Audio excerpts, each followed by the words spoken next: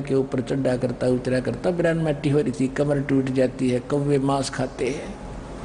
और तेरी क्या बुनियाद परानी तू पेंडा पंथ पकड़ वो, तो वो पंथ पकड़, वो पैड़ा माने मार्ग, वे ऑफ वर्शिप, पूजा की पद्धति पद वो संभाल जिससे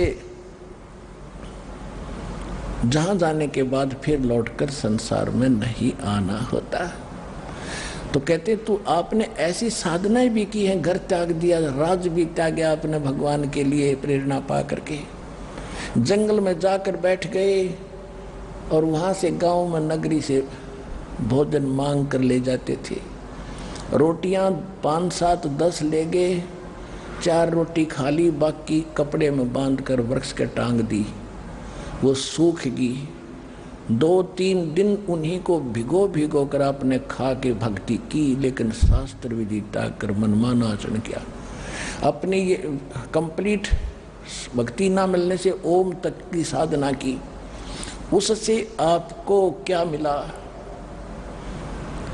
कहते कोट जन्म तू राजा की, ना मिटी नवन की आशा, भिक्षुक होके दर दर घूमे, मिला ना निर्गुण रासा। ये साधना ना मिली आपको, आप राजा भी बने, फिर कंगाल भी बने, गधे भी बने, भिखारी भी बने, और ऐसे ऐसे साधक भी आप रहे हो, जैसा दास ने भी बताया आपको।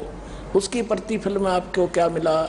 इंद्र कुबेर ईश की पदवी, ब्रह्मा वरुण धर्मराया, विश्वनाथ के पुर को जाके तू फिर भी वापस आया। ओए होए, इंद्र स्वर्ग का राजा भी बने आप, ऐसी हठ साधनाएं कर करके, धर्म करके, तपस्याएं करके।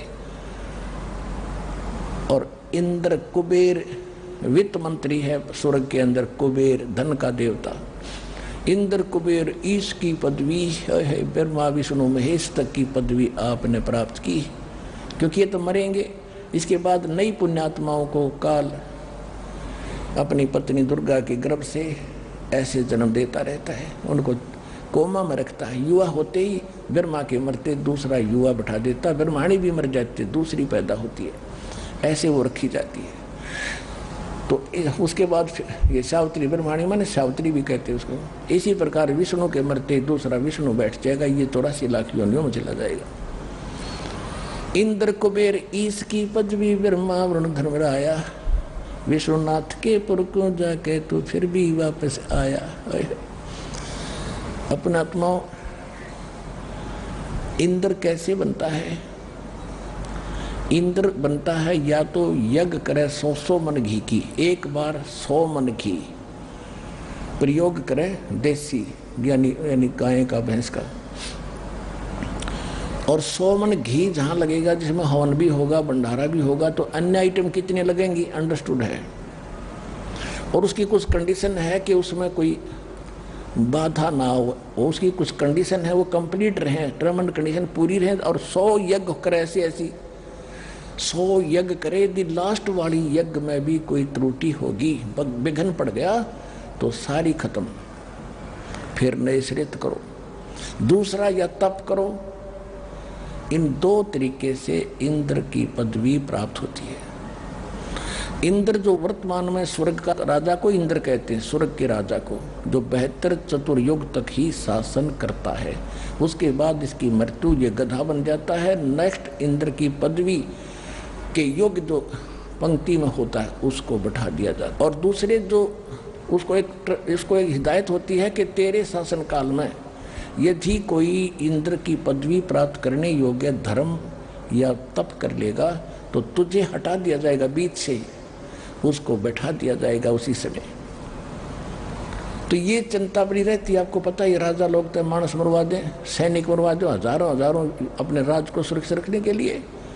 तो इंद्र ने हलकारे छोड़ रखे पृथ्वी लोक पे, गुप्त देवता उसके, और वो ये देखते रहते हैं। वो CID ऑफिसर हैं उसके, CID वाले हैं वो, और वो देखते रहते हैं कि कौन कैसी साधना कर रहा है।